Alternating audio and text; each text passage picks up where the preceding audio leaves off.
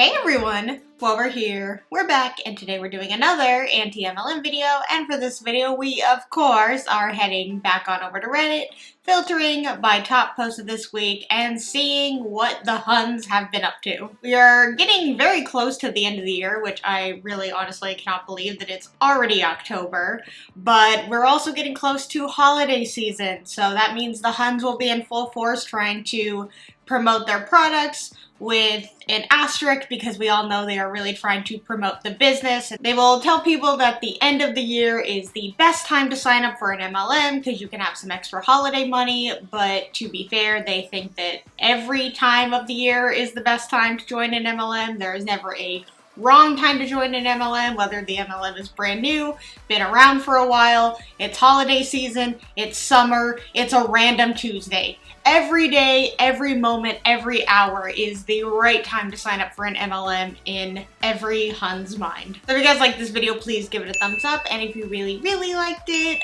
please subscribe. Make sure to check out my description below for all my fun links. And with all of that said, let's get started. After a long time lurking this sub, I found a post worthy on my Facebook feed. I love that I am, yet again, sitting in my pampered chef party alone. You don't even have to come and buy. You can literally come and just participate. Come and invite your friends and family in case someone you know wants to buy. Everyone that I participate for and spend money on and support, kiss that goodbye.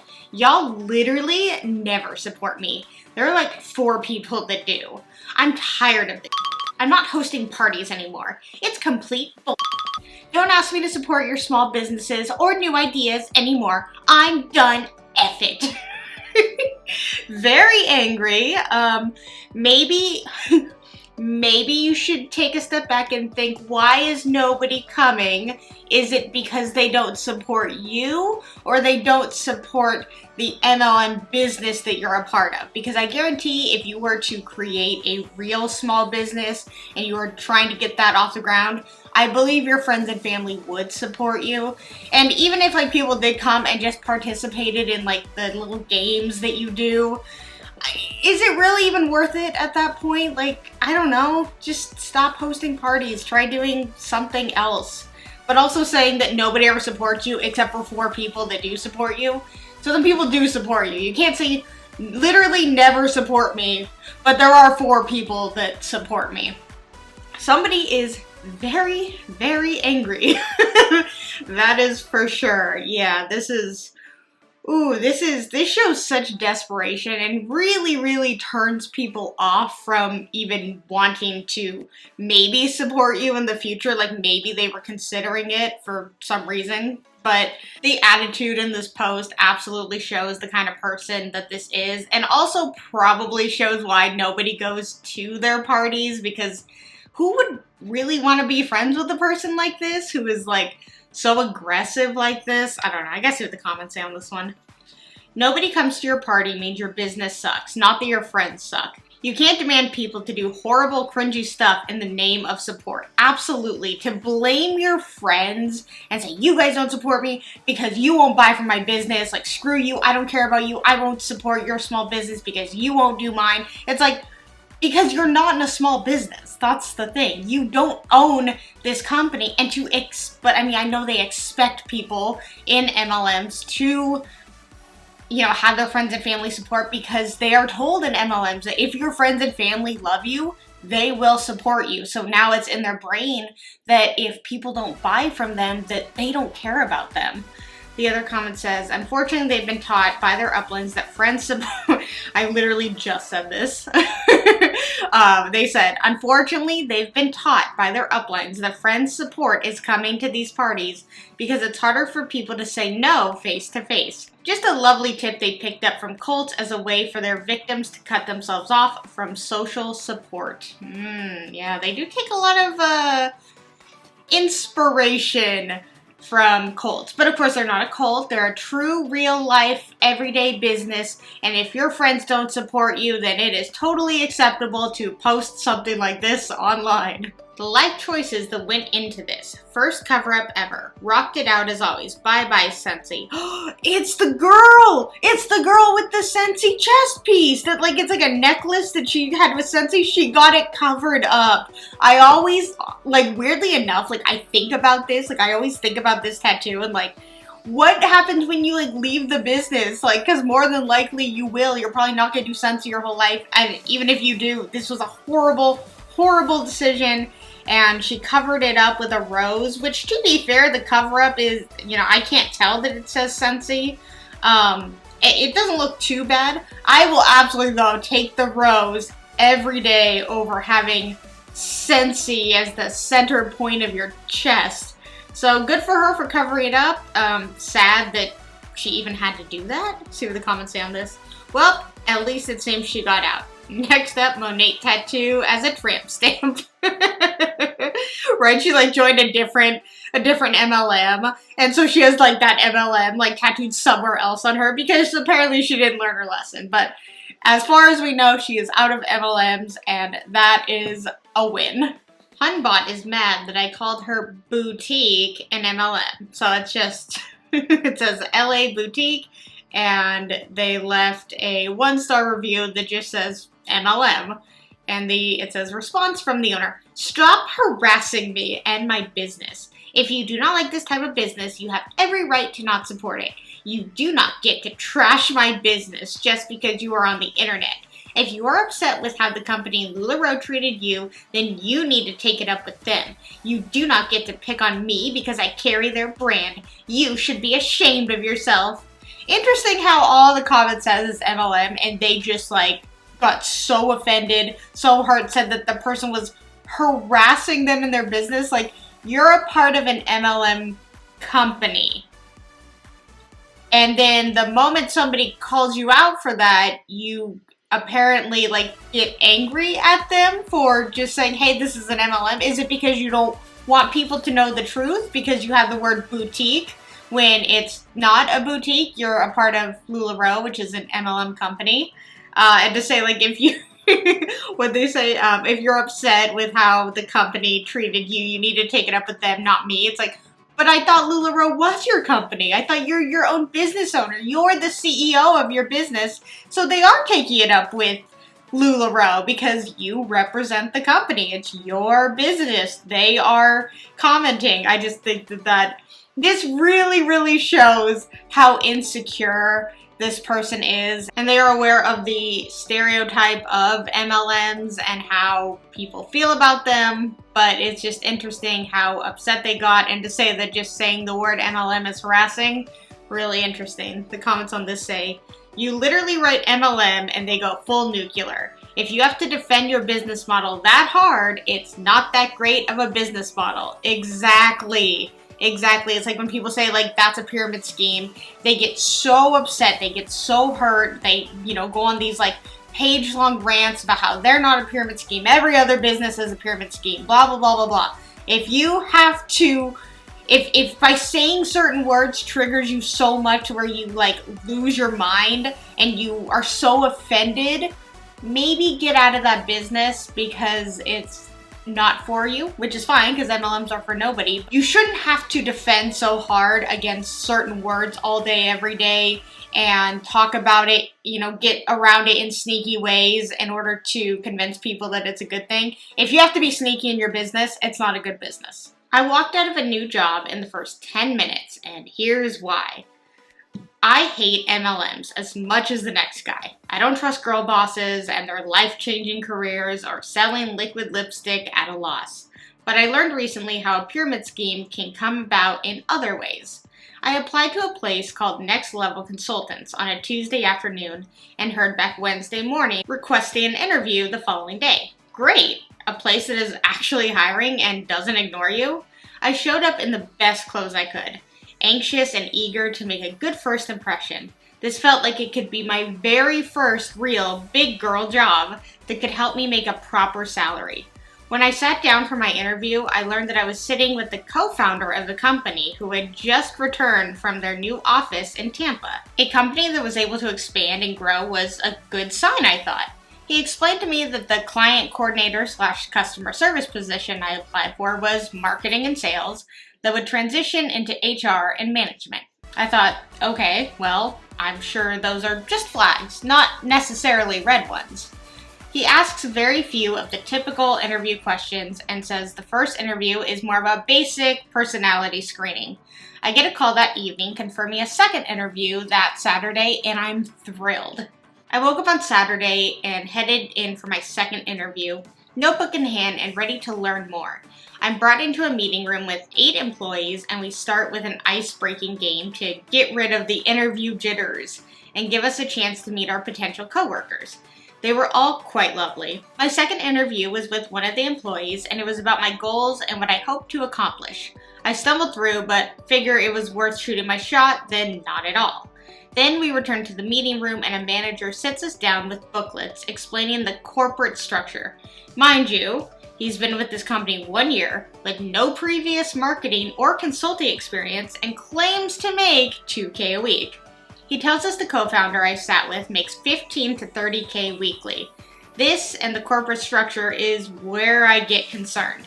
It showed rapid progression through the 4 tiers. It started to feel more like a motivational speaker event than a job interview, but I decided I couldn't possibly know for sure yet. I really wanted this to be real. On to the third interview over the phone. I get the call around 5 p.m. that following Monday.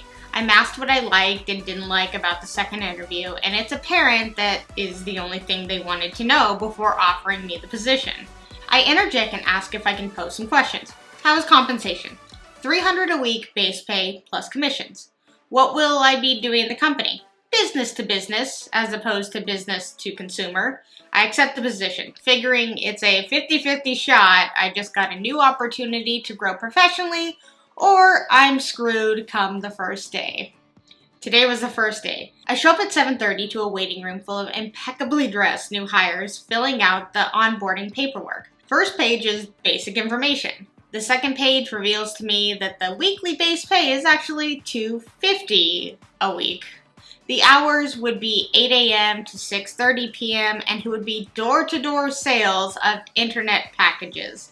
The final stone block in the pyramid is the last thing I needed to know I was in the wrong place.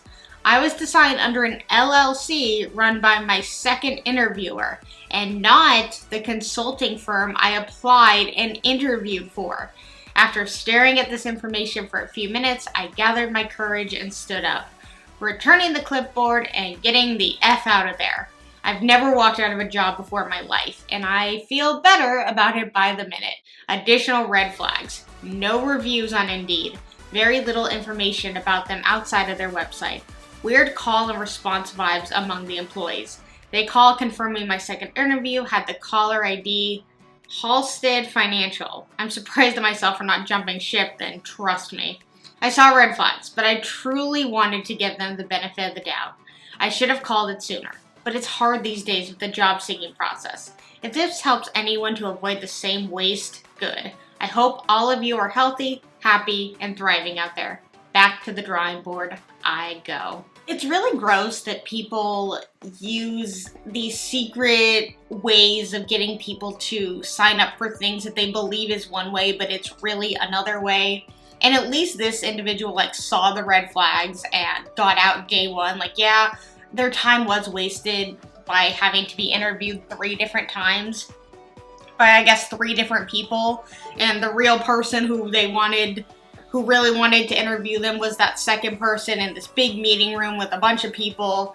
And it's very obvious that it was more of a sales pitchy thing.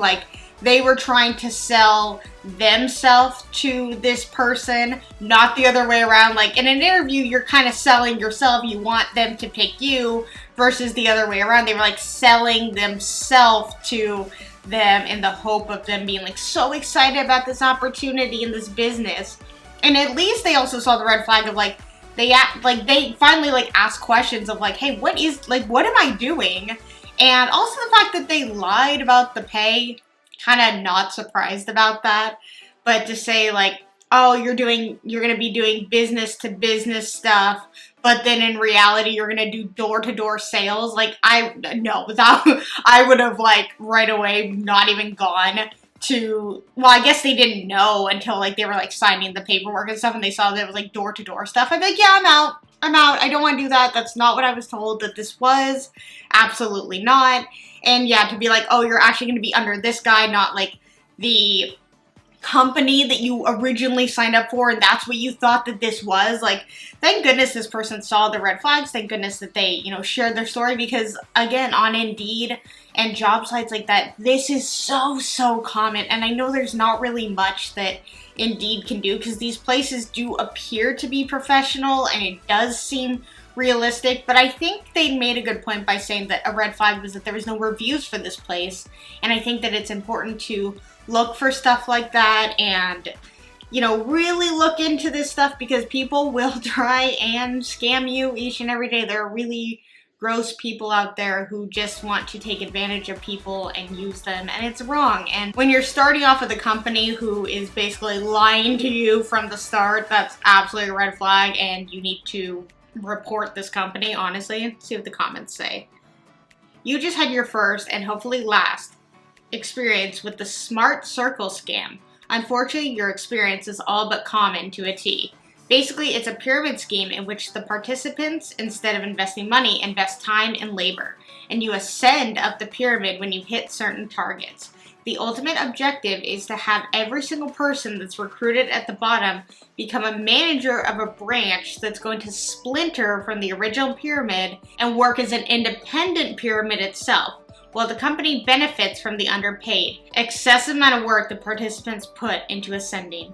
The way the company keeps its participants from realizing they're being scammed is by nurturing an aggressively cultish work environment and cutting off their victim from outside influence by occupying 100% of their waking time and encouraging socializing only with other victims and perpetrators. If you're curious as to how the scam works, I recommend the documentary The Slave Circle. Wow, I mean, I definitely could tell that this was absolutely like a scam of some sort, but then I was like, well, they're getting paid, so it's clearly different than like paying into an MLM, but this was obviously a scam of some sort. But yeah, that makes a lot of sense that they just use you to work for them all the time, make the company money, and then they're like, oh, look, you're promoted to manager. All you have to do is get a bunch of people underneath you who work super hard, and you get the commission based off of their work. Yeah, absolute scam. Glad this person got out. I hope a lot of people can read this and not fall for this, and it's